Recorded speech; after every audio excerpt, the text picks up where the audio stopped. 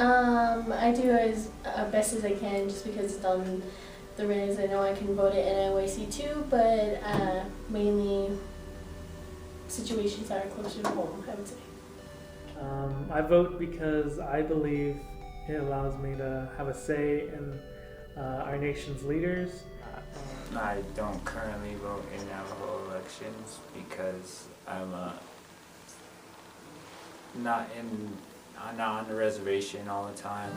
I currently live in the city. I haven't voted in the Navajo elections, but that's because I was underage at the time.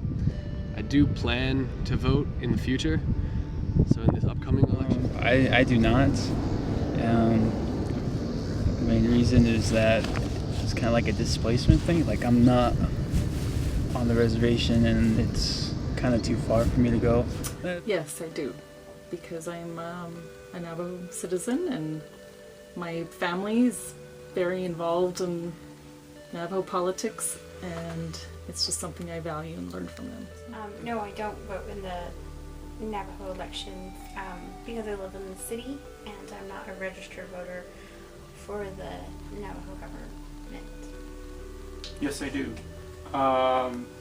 Since I'm a citizen of the Navajo Nation, I think it's my obligation and responsibility to vote and to participate in the electoral process.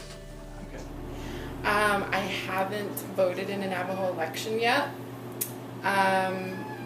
This first year I was going to register to vote and I was so busy with work that I didn't do it. I think that's a big problem for people that live in the city, especially, is that they don't vote in elections in their hometown.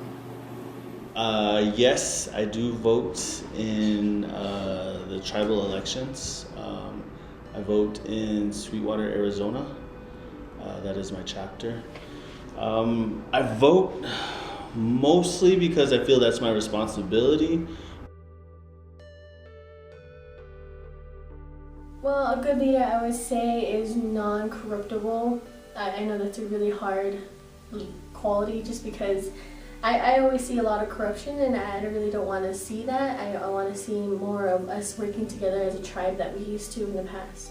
For me, it would be someone who is there for the tribe and who is actually going to do stuff, who has an agenda and follows through. Me as someone who's willing to work from the bottom all the way to the top. So knowing what to do, I guess, in times of like hardship or like in a very stressful situation. I think a good leader first comes with someone who can listen and someone who can observe.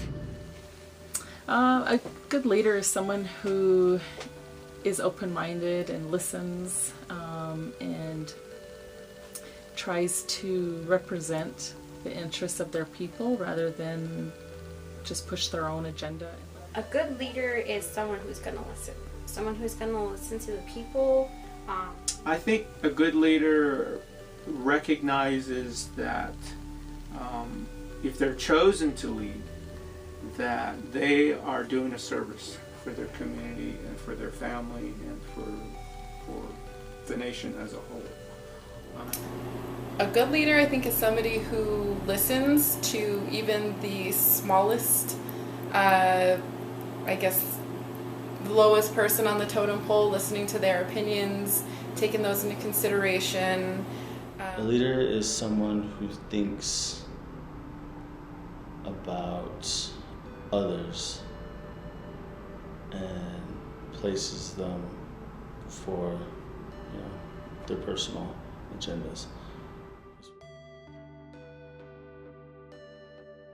Some values that I would want in a candidate, probably respect, of course, because you need a candidate, a leader, to be respectful, and you need the basic core values of respect, responsibility. Someone who's can lead the Navajo people in the right direction, away from gang violence and drugs. First off, I'd really like to see transparency. I think in the past there's been a lot of muddled politics, dealings under the table, sketchy situations, and I'd like to see just a more open and honest government. Well, first of all, I'd like him to be Navajo. I guess to be honest, I think for me, it's really important that a candidate is there for the people and to try to fix things as opposed to using the nation as an ATM. Probably the number one value I hold or characteristic that I'd like to see in our Navajo leaders is having ethics and integrity. Just so it's someone who has ethics and integrity is someone you can trust and believe and. I'd like a strong candidate who's going to be able to make the tough decisions.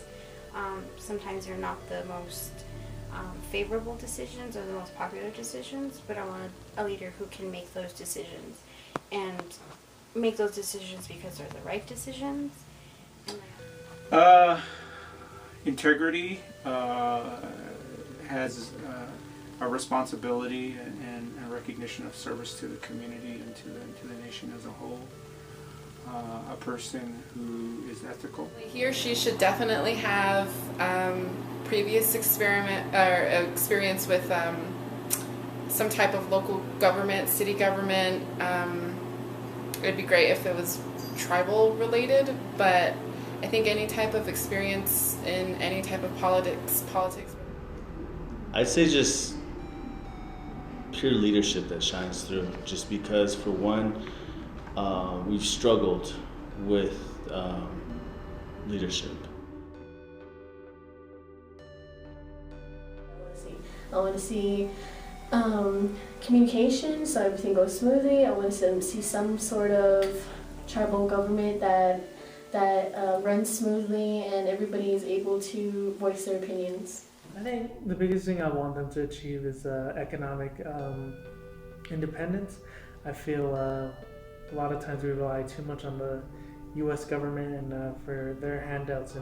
It'd be nice to see the tribe be a political entity in U.S. politics, to be involved a lot more. Better to be more self-sufficient, more sovereign, you know, like less funding from the government, more independence. Mobilize around what do our people individually need, our communities need, and how are we going to help those, local communities gain their sovereignty within our sovereign nation. And that's a good question. There's a lot for the Navajo Nation to achieve that I'd like to see, and in particular, my work is looking at Navajo language revitalization issues, and I'd really like to see a stronger focus on that. There's so many things that I think that they can achieve in the future. I really think that education is very poor in the Navajo reservation. I think that's one thing that they should strive to be better about. I would like for the Navajo Nation to be a decolonized Native nation. I'd like it for it to be a nation that really recognizes and acknowledges its culture, its history.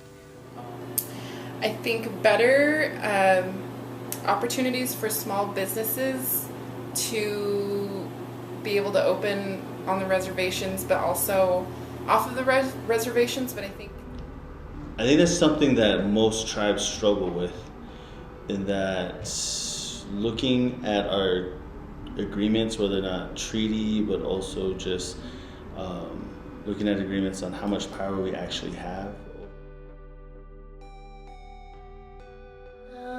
Well, like I said, recently is a whole settlement agreement. I'm not too sure the details on it, but that's one that I do see as an issue, that just because it's such a big lump sum amount of money, how are we going to be able to use it to better our tribes? Alcoholism and drug abuse is something that's really problematic on the reservation, and even though things like that are banned on the reservation, there's still a problem with border cities and whatnot. Some issues on the reservation that are important to me are, I guess, the restoration from fire.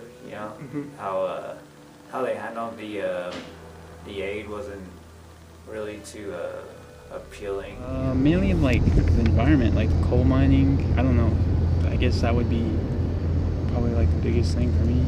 I think it's important that, you know, we help to sustain this earth and this like this parcel of land that we live on, because that's a part of like who we are as a people. Language revitalization, just general cultural continuity and livelihood, and seeing our communities transform in ways that we define, I guess, as Navajo people.